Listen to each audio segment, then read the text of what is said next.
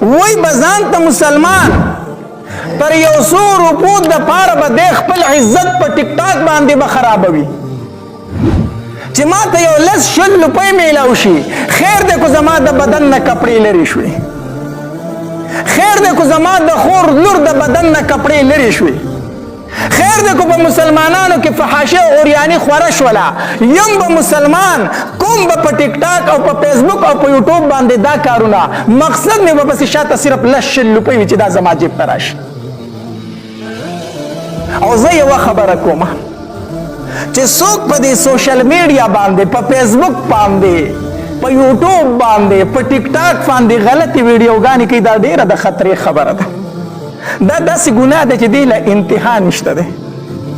سبا به په دې قبر کې پروت وي مړ به یې ستا دا غلطې ویډیوګانې چې څومره خلک ګوري تا ته به عذابونه په دغې قبر کې میلاویږي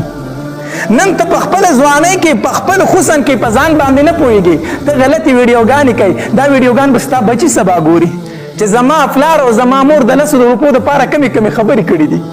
زما پلار زما مور په دې سوشل میډیا باندې د لسو شلو روپو دپاره د بدن کپړې لر کړي دي ستا به کم عزت د بچي سره پاتې شي چې سبا ستا بچي ستا دا ویډیوګانې ګوري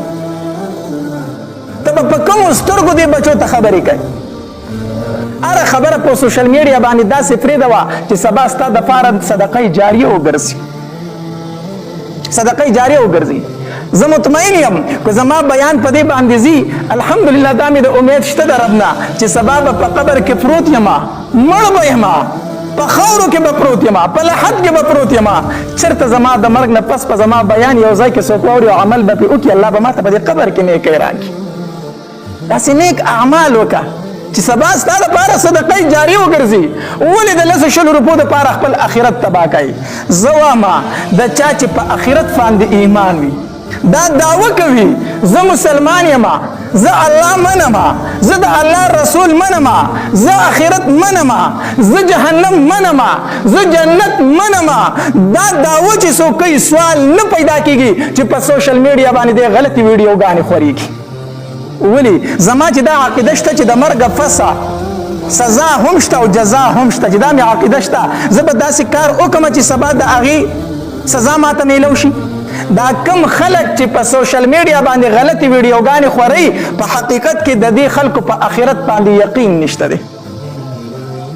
د دې خلکو په جنت او په جهنم باندې یقین نشته دی اگر چې په خوله به وایي زما په یقین شته دی خو که د ده یقین وی ده به داسې کار نه و کړی دی چې دا کارونه داسې کوي معلومیږي دا چې د ده په جهنم او جنت یقین نشته د د مرګ نه پس په دوباره ژوند یقین نشته که د د یقین وی ده به داسې ویډیوګانې په دې قوم کې نه وي خورې کړي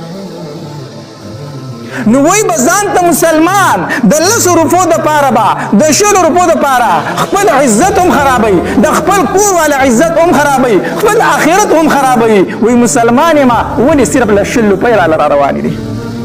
د دې وجې نه حدیث مبارک کې راځي لا یبقا من الاسلام الا اسمه د اسلام به صرف نوم پاتې شي نوم چې په شناخت کارت کې به ورته مسلمان لیکلی شوی نه به ورله مونځ ورځي نه به د مونځ د رکعتونو نه خبر وي نه به د اسلام د ارکانو نه خبر وي لا یبقا من الاسلام الا اسم د اسلام نه به باقي پاتې نه شي مګر صرف نوم د اسلام به باقي پاتې شي